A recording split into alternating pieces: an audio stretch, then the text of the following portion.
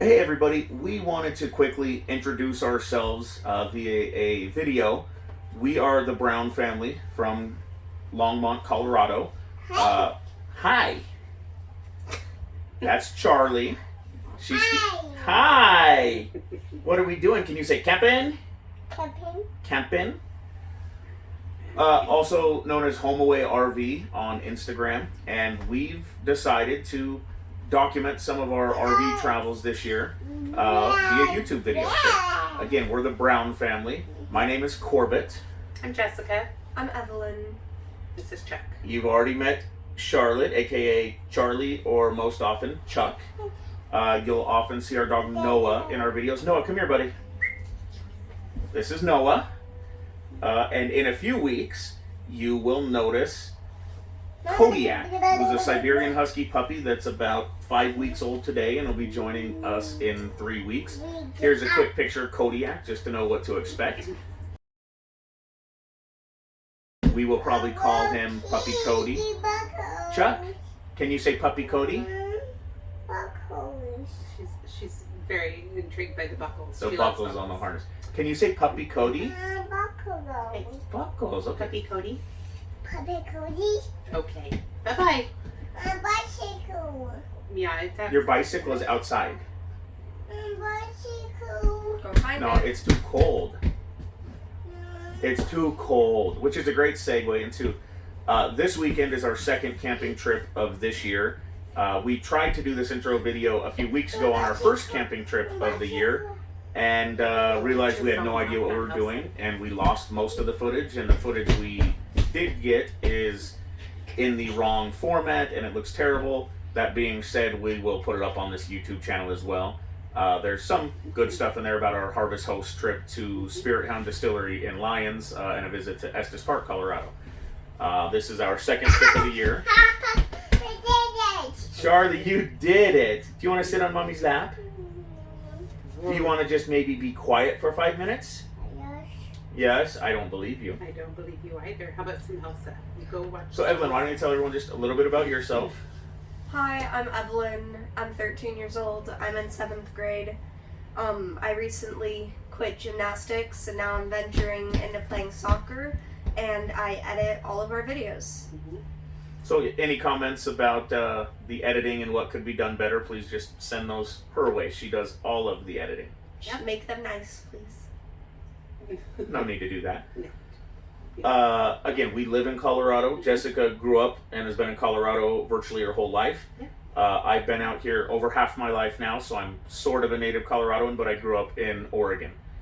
One of the reasons that we've decided to kind of document our travels this way is when we decided to take the plunge and get our travel trailer late last year, it was a very confusing experience. Mhm. And I think we went into it, all of us, with a different idea in our head.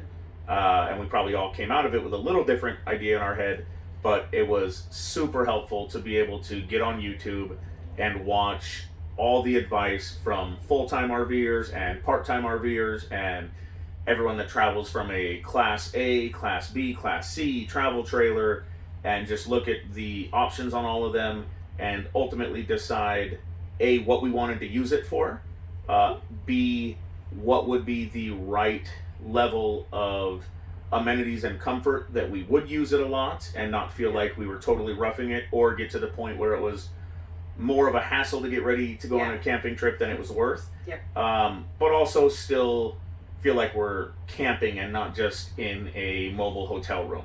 So because we got so much great info from YouTube, and kind of for me at least, most importantly, was being able to look at potential sites that we want to visit and see other people's experience there. Because when you're only going to do 25, hopefully 30 nights in a year, you want to make sure you're not wasting them. So our plan is to share everywhere we go what the sites are like, what the experience was like, what's nearby. And in that vein, Jessica's going to talk a little about what we're doing this weekend here at Vrain State Park. So, as Corbett said, we are at Vrain State Park here in Colorado. It's a great park. I've been coming here since I was a kid, but they have upgraded it tremendously in the last decade.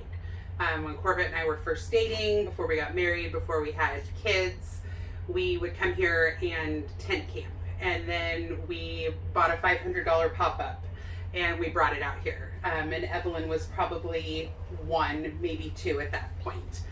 We did have an older travel trailer that we purchased many years ago that we brought out here. We've camped at this park every way that you can. And it's got over 70 sites, and I think that probably half of them are full hookup. And the pads out here are all level and they're concrete. They're really nice, easy to pull in and set up and just enjoy it out here. And while the park is close to our interstate, so you're not exactly out in nature, it does have trails that you can walk around, multiple different lakes or large ponds. I'm not really which, probably large ponds. You can look at the footage yourself and decide whether they're ponds or lakes. But you have multiple different fishing options, from a stocked pond to catch and release bass. And then there is a small river that runs through that you can even do, I forget what I'm trying to say now. You can do The bow and arrow for fishing. carp. Yeah. So it's a pretty neat place. There are lots of different big birds around here, and as you walk around the trail around the big lake back here, there's all types of places where you can stop and read about what kind of animals are in the area. It's just a nice place to get away. It's really close to our home, and if we wanted to, we could simply go get our RV out of storage and come over here, and if we didn't want to pack anything, we have restaurants that we can go to that are 2 miles away. So it's a great place to come and just get out of the house and sit out by a fire and spend time with the family. Last night we taught this one some Texas Hold'em and rummy. Yeah.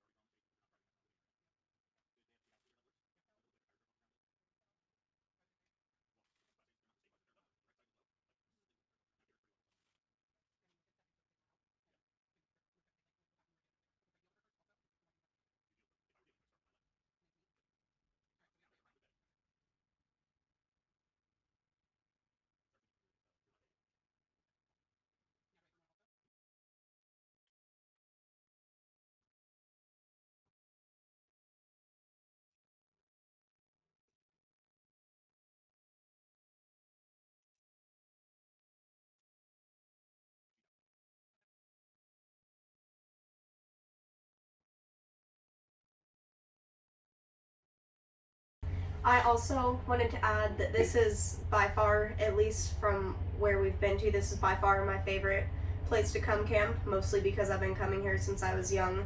Like, some of my favorite memories are just walking around here, like finding big, like, hiking sticks to come back and play with. And also recently we've been exploring more of the trails, and just fishing and sitting out here with the family all day is super fun, and I just really love it here.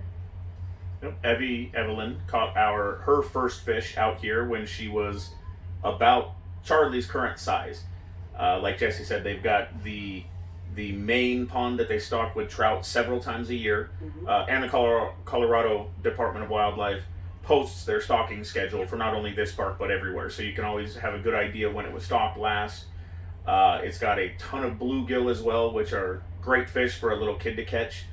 They're easy to catch. They're little, easy to catch and release all day, as well as they've kind of become a trophy bass fishery in some of the smaller ponds, and they're making a name for themselves as a great place to come out and do catch and release bass fishing as well. The bird watching is incredible. There are probably a dozen people here today with their cameras with lenses 2 feet, 3 feet long zoom lenses. I don't know a whole lot about bird watching, but I assume they wouldn't be here for standard birds or a situation like that. And we've seen bald eagles out here in the past as well. So yeah, I can't believe the transformation that we've seen here at this place, and it's become one of Colorado's premier RV parks, as is also evidenced by the fact that it's almost always 100% booked. It's mid-March right now, and we got the last available site when we changed our plans. We had plans to use our Harvest Hosts membership and stay at a couple different Harvest Hosts in Colorado Springs this weekend. But this is kind of the very beginning of the coronavirus scare. All the schools out here just announced closures on Thursday. So we decided to change our plans and come out to more of a traditional campsite as opposed to the Harvest Hosts where we were going to stay and then spend our days in touristy places like Manitou Springs at a Penny Arcade, camping at or staying in the parking lot of a brewery, and a lot of the places we planned to go were museums and arcades and just a little more highly populated places. So out of an abundance of caution, we decided to come to our probably our favorite state park, or at least the closest to our house. It's only about 35 degrees. It was supposed to get a little warmer during the day, and the sun it just didn't. So we've enjoyed sitting inside and playing cards and watching TV, and we're not exactly roughing it like we will be in a few weeks. We're going to Golden Gate Canyon State Park. But we'll never really be roughing it because well, but we will be in locations where you don't see the Taco Bell sign and the hotels and hear the traffic going by all night. So it's we're really roughing it. Quite a different experience here versus some of the other state parks. But. Speaking of roughing it, we have not de-winterized our trailer. In Colorado, as Corbett mentioned, it's 35 degrees right now. It could be 80 tomorrow, or it could snow tomorrow. It's kind of just how Mother Nature is out here. So we've left everything still winterized. We are using our black tank just a little bit with the facilities. But another great thing about this state park is that they have vault toilets throughout all the campgrounds, and then they also have a centralized, I guess you'd call it a clubhouse. It has showers. It has a little kind of a gathering room where I saw a birthday party going on there today, and they have, of course, flush potties and stuff there. So we don't have our great tank in use or our fresh water, but everything else is working full electric, which is great. What's also great is that the clubhouse within all the camping loops is pretty close to within walking distance. So you don't have to drive like all the way across the park, which is really nice. Or you can just ride your hoverboard. Or I could just ride my hoverboard. Yeah. Sure, we'll add some drone footage to this video to give you an idea of just the size of this park and the number of ponds. We can't recommend this one enough. Again, being close to the interstate, it may not feel as much like camping, but I would imagine for the full-time RVers or the people traveling with a destination, that's a huge plus that literally you can exit I-25 and in 5 minutes be inside the park. Very quick setup, very accessible flat sites, and spend a day or two here fishing, having fun, or just on the way to your destination, just having a couple nights rest.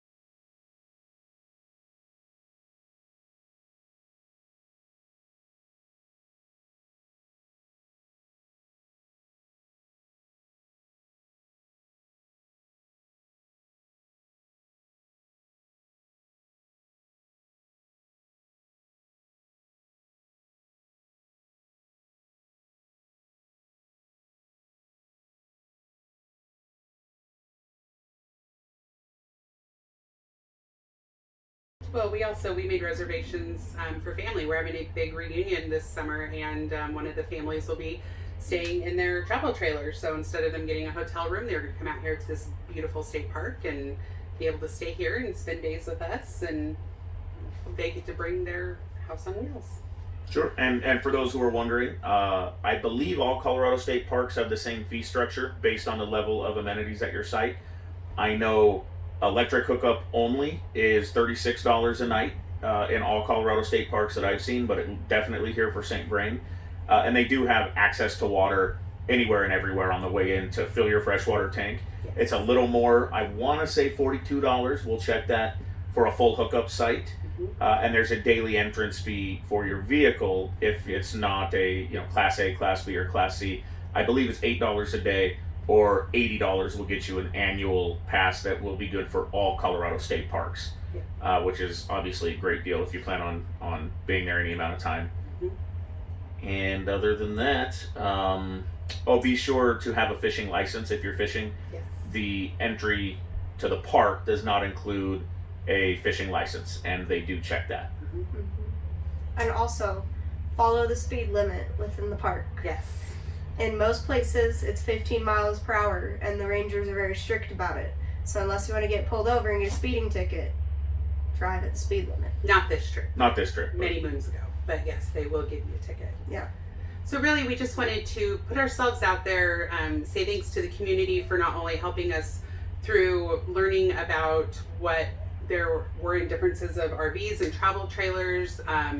We've watched a lot of setup videos and how-tos. We learned how to winterize on our own. We've learned how to control all of our tanks. We have learned about batteries. We've learned propane, our fridge, everything we've learned about on YouTube, and it's because all of you have put that out there. So we just want to belong to that community, and hopefully we can help somebody else out. Even though we're not full-timers, we're some-timers and part-timers, and just trying to get in as much as we can and enjoy our investment and spend time in nature. So make sure that you like our video and subscribe, and thank you for watching. See you soon. Thank you.